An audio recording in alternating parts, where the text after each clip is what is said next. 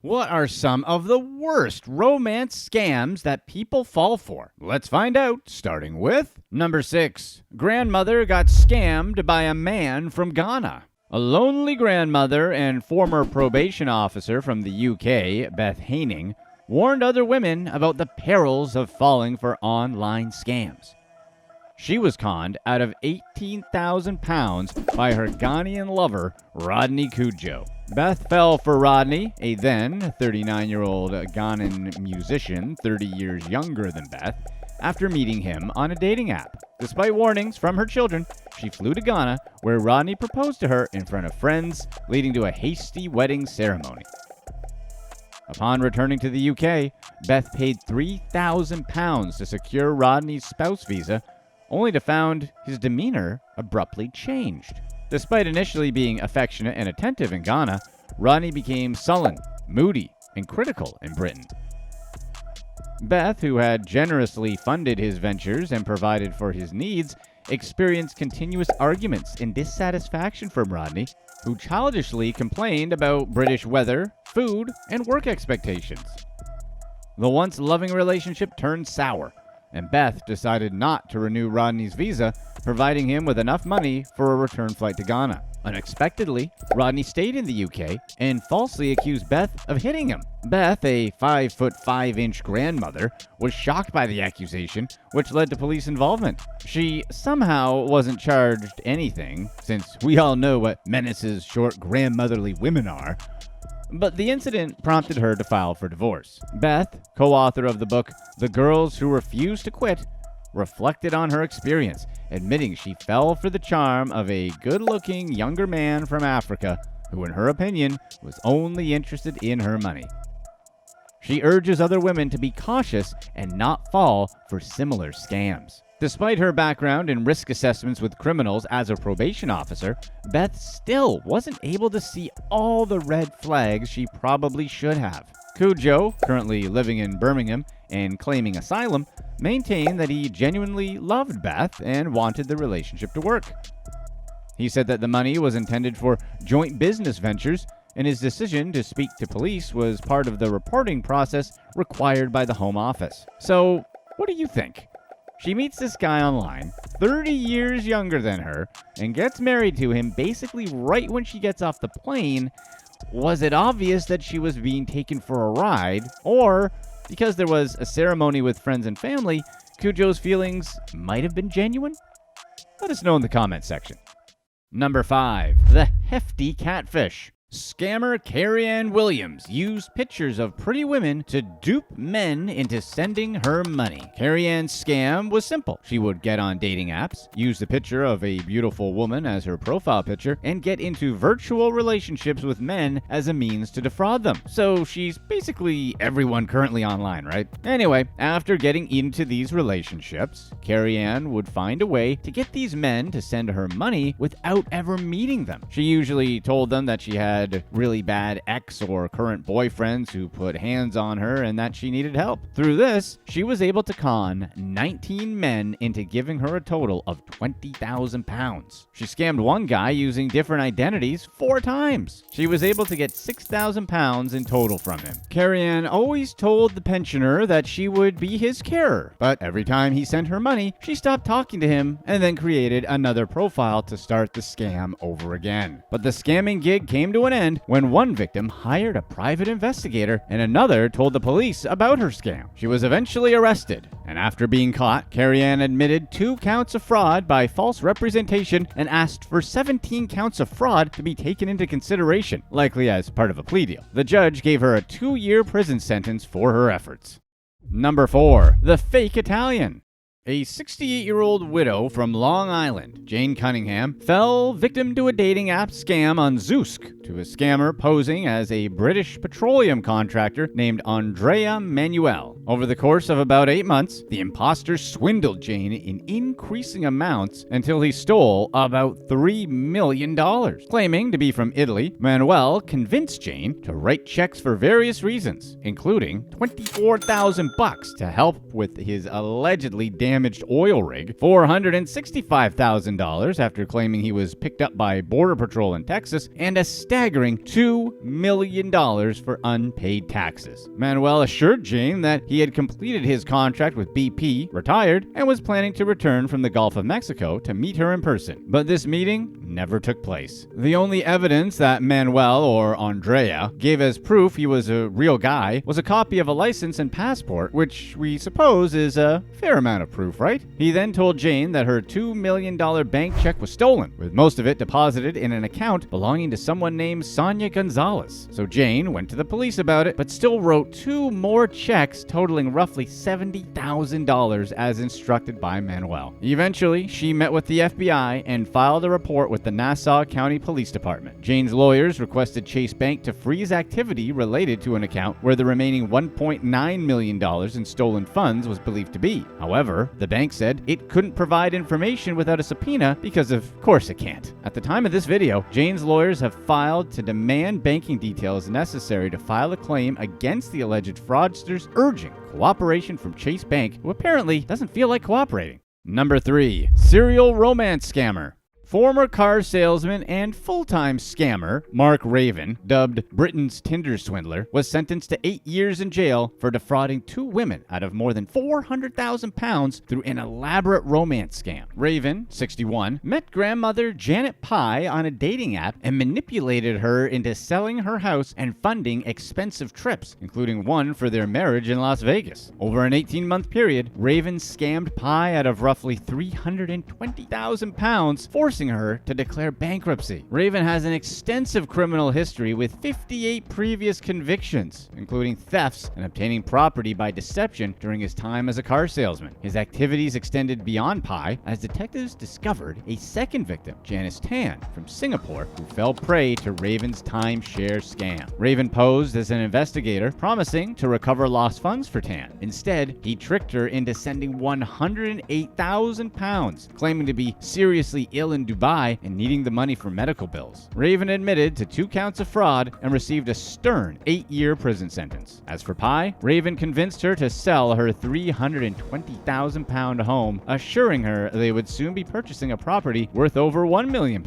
Then, over a year, Pye transferred more than £200,000 into Raven's account, resulting in a total financial loss of £393,000 as she funded extravagant spending, took out loans, and accumulated debt. Raven had presented himself as a millionaire engaged in property transactions and told her his money was tied up overseas. In court, the judge condemned Raven for being a terrible person, saying that both victims trusted him implicitly, thinking they were entering into genuine romantic relationships. The prosecution also emphasized the emotional and financial devastation caused by Raven's behavior and urged Chase Bank to cooperate as the legal proceedings continue. Because, of course, they're not cooperating. And really, after 58 previous convictions, at what point is this guy going to get locked up for a much longer sentence? Because he's clearly not learning his lesson. Seriously, are they looking at his rap sheet like, well, if he gets all the way to 65 convictions, then that's a pattern and we need to stop him? Come on.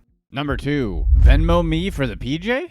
An Australian woman known only as Jane fell victim to a catfishing scam involving a fraudster posing as Hawaii Five-0 star Alex O'Loughlin. Over a span of more than 2 years, the scammer, operating through Facebook under the name Alex O'Loughlin Official, conned Jane out of her entire life savings of $45,000. The catfishing scheme began innocently when Jane liked a Facebook account named Alex O'Loughlin Private. Subsequently, she received a message from Alex O'Loughlin Official, initiating a conversation about her fandom. The scammer went to great lengths, providing deep-faked video calls with O'Loughlin's face and forged copies of the actor's passport, driver's license, and divorce certificate, all aimed at convincing Jane of his authenticity. The relationship eventually turned romantic, with the scammer claiming to have divorced his wife to marry Jane. Despite her skepticism, the scammer professed love, even sending pictures of a wedding ring, promising marriage. However, throughout their interaction, the imposter consistently demanded money for various reasons, such as joining an exclusive O'Loughlin membership club or covering alleged hospital bills resulting from a car accident with O'Loughlin's co-star Scott Conn. Jane, caught in the web of deceit, sent the scammer her entire tax return, transferred money through Bitcoin, and even sent additional funds weekly. The scammer even promised to travel to Australia to meet Jane, prompting her to send thousands of dollars for the journey, including expenses for security, aviation fuel, and fixing a fault on his private jet. The absurdity reached new heights when Jane was told that the actor had been kidnapped after landing in Australia and a ransom was demanded. Despite the manager's insistence of an additional $5,000, Jane refused and demanded the ransom note, realizing the implausibility of the situation. Eventually, Jane discovered the scam and reported it to the police in Australia and Hawaii. The ludicrous nature of the scam, including the request for payment of expenses for flying on a private jet, shows how far these scammers are willing to go. The thing that's sad about this is that it's not like Jane was some complete moron just going along with it. This dude literally deep-faked phone calls to trick her. Short of seeing Alex O'Loughlin in person, with how advanced technology is today, it's understandable to see how convincing scams like this can be. If you're enjoying this video, be sure to stay tuned right here to find out about this natural-born scammer.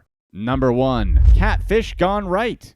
Catfishing victim Nicole Hayden fell in love with the man whose picture was used to lure her into the scam. It started when Hayden received an Instagram DM from a guy named Marcus. They exchanged messages, but when Marcus said they should get married and spend the holidays together, Hayden knew she was speaking to a scammer and blocked him. Marcus had contacted her on WhatsApp and threatened to Photoshop an unsavory image of her and post it online if she didn't give him money. He was going to use a picture of Hayden in a bikini, which she had sent him when they first started talking. The scammer demanded $6,000 to not share the image and threatened to harm her kids if she didn't comply, which is a bit of an escalation. We're gonna post questionable pictures of you and possibly harm your kids. Who are these people? Jeez. The mother of two said he could do whatever he wanted with the image as she was unwilling to give him the money, and luckily, no harm came to her or her family. Months after the ordeal, an account using Marcus's picture was suggested to her on Instagram. The difference was that this man's name was Alessandro Cinquini, and this time, the profile was legitimate. She reached out to Cinquini, who revealed that scammers often used his picture and there were hundreds of profiles attached to his face. Although he used to try to get the profiles taken down, he had given up on eradicating the scam profiles. He said he's been confronted multiple times in public, once while at a restaurant eating dinner. Others accused him of ghosting them or stealing from them. Hayden was reluctant to get her hopes up when they first started dating, but soon fell for Cinquini. Despite the circumstances surrounding how they met, at least this scam has a happy ending. Danielle Miller is an Instagram influencer with a large following. She's known for her glamorous, jet-setting lifestyle. She posted photos at luxury California hotels and on first-class international flights. But Miller's utopia came to a screeching halt when she was arrested on charges of wire fraud. She was accused of stealing the identity of a Massachusetts resident to open a bank account and apply for a COVID-19 small business relief loan worth more than $100,000. She used this money, which was intended for struggling businesses during the pandemic, to fund her expensive habits. Court documents showed that she charged her $5,000 luxury hotel bill from the Petit Hermitage to the fraudulent bank account and then posted a photo with a geotag for the location. Prosecutors took Miller's Instagram photos, which she once used for likes and attention, and used them against her, proving how she used the money for the wrong reasons. If convicted, Miller faces a $250,000 fine and up to 20 years in prison. But this isn't the first time she's gotten into trouble for scamming, and it certainly won't be the last. Miller comes from wealthy Manhattan parents and grew up in an apartment next to the Ritz-Carlton overlooking Central Park. Her father, Michael Miller, was a real estate attorney and former president of the New York State Bar Association. Her mother was a Rockette for 20 years before she became a full-time stay-at-home mom. Miller first realized her love for attention at the prestigious Horace Mann School. It was 2004. Miller was in 8th grade when her crush dared her via AOL Instant Messenger to prove she wasn't prude. She grabbed her Swiffer mop and pressed record. She sent 3 videos to the boy, who sent them to his best friend. Soon enough, the entire school had seen the videos, and Miller had a new nickname, Swiffer Girl. She had attended Horace Mann since she was 2 years old, but it took only a few seconds of video footage to completely change her reputation. People whispered about her. Parents told their children not to invite her over. Miller was so embarrassed that she stayed home for a week and debated switching schools. But she didn't.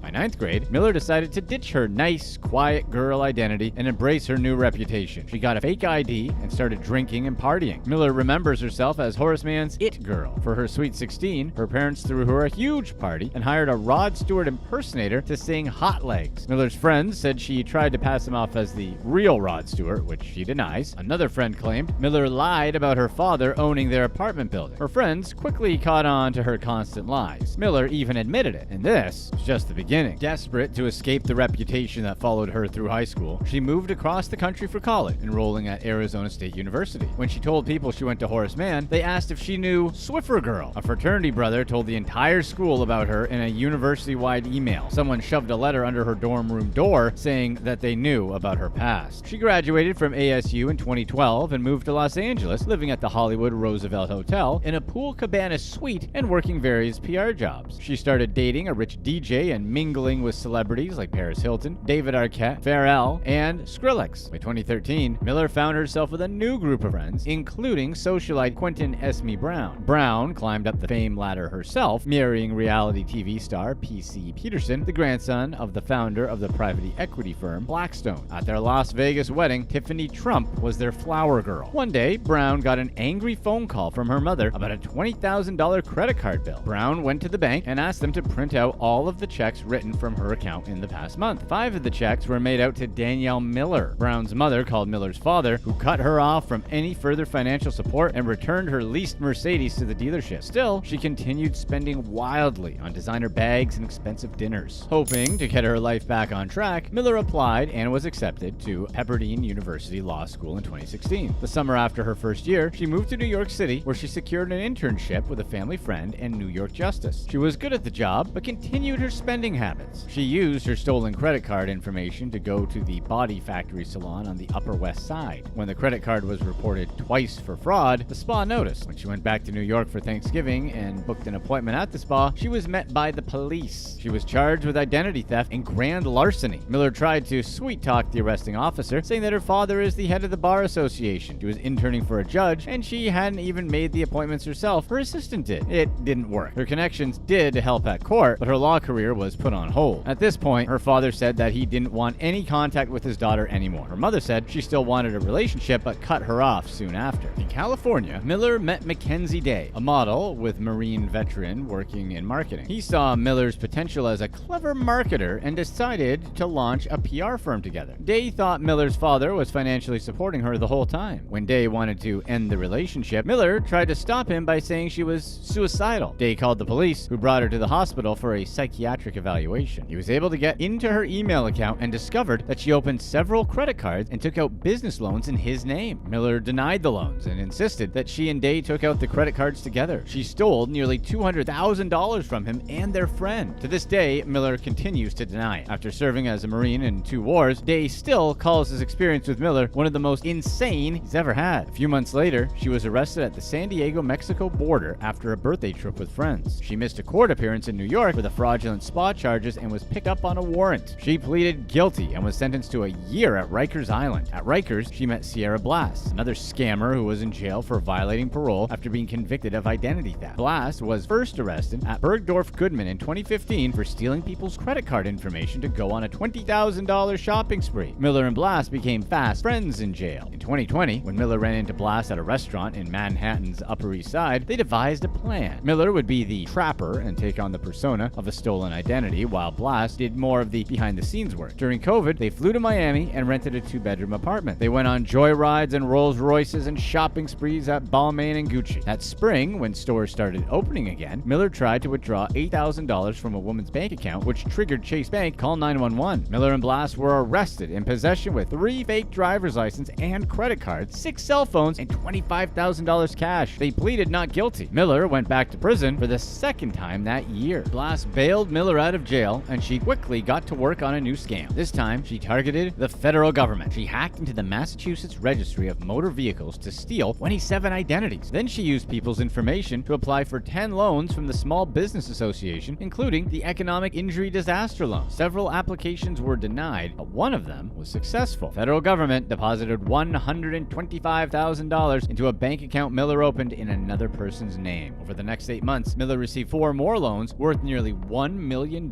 She used another stolen identity to defraud Arizona out of more than $6,000 in unemployment benefits. Miller saw the COVID pandemic as an opportunity to kick her scamming expertise into motion. She denies learning any of her skills at Rikers. Instead, she did some internet searching and downloaded Telegram to join group chat that discussed where to find people's personal information. One time, she challenged herself to find Warren Buffett's social security number. She found it quickly. Using the money she secured through SBA loans, Miller led the extravagant lifestyle she craved. She bragged about her Chanel, Gucci, and Prada outfits on Instagram. She booked private jets from Miami to LA, and where she spent nearly $6,000 at the Petit Hermitage, 8 expensive dinners at the Beverly Hills Hotel, and drove a Rolls Royce down the streets. In Miami, she rented a swank, white, marble-clad apartment under one of her victims' name. According to Miller, she paid for everything with her own money and received DMs from scammers around the world begging to work with her. In May 2021, Miller got a Brazilian butt lift surgery and was recovering in the comfort of her Miami apartment with 2 private nurses and an OxyContin prescription. One day, she received a phone call from the front desk asking her to report to the front lobby. She opened her front door and federal agents busted inside. In Miller's apartment, agents discovered a Rolex, Dior blouse and shoes, Louis Vuitton bag, and Rimowa luggage, believed to be purchased with the SBA loan money. They seized $4,000 cash, $28,000 worth of money orders, several fake IDs and bank cards. On one of her iPhones, feds found emails between Miller, posing as someone else, and Chime Financial saying that she was in tears over her money being held hostage by the bank. She tried to book a private flight under someone else's name, but the company sent federal agents a photo of the license Miller used to book the reservation. The ID was a Massachusetts driver's license with Miller's picture, someone else's name. More incriminating evidence came from ATM security footage that showed a mask covering much of her face, but the signature wishbone necklace gave her away. Authorities also connected her to a zip car that Miller rented with yet another fake ID. In the car, agents found a government document with the name Danielle Miller on. So far, feds have seized more than $600,000 from Miller. While on house arrest awaiting trial, Miller decided to occupy her time with social media's newest trend, TikTok. She uses TikTok to show off her life against the advice of her probation officer. Despite being locked inside, Miller found new ways to draw attention to herself. One article from Model on a Mission magazine calls Miller an entrepreneur and philanthropist who started an organization to raise money for orphan children in Botswana and supports Miley Cyrus's Happy Hippie Foundation and Pepperdine's Micro Enterprise Program. But this article, which is full of praise, is likely a paid post written by Miller herself. Unknown to many of her TikTok subscribers and magazine readers, Miller is actually sitting at home all day with a bulky black tracking monitor on her ankle. In May 2021, Danielle was arrested and indicted on 3 counts of wire fraud and 2 counts of aggravated identity theft. Each charge of wire fraud carries a possible 20-year prison sentence, 3 years of supervised release, and a $250,000 fine. The aggravated identity theft charges each carry a mandatory 2-year prison sentence, 1 year of supervised release, and a $250,000 fine. She pleaded not guilty to all charges. Despite all of her scamming, Miller seems to be in dire need of cash. She posted on Facebook about an open room in her Greenwich Village 3-bedroom apartment for $1,200 per month. She offered to lease the place on a month-to-month basis with no credit or background check required. But instead of being intrigued by the beautiful apartment, commenters seemed to be more interested in the opportunity to live with scammer extraordinaire and Swiffer girl, the Danielle Miller. In late October of 2022, Danielle was sentenced to 5 years in prison for a separate charge of bank fraud in Florida. Her case was heard in the 12th Judicial Circuit Court in Sarasota, where Judge Thomas Krug gave her the max sentence. She still faces trial in late November of 2022 for her pandemic loan-related charges. Click to watch one of these these next videos. Let us know in the comments section what you'd rather have to do. Pay a flat tax regardless of how much you make, or pay taxes the way the system is now.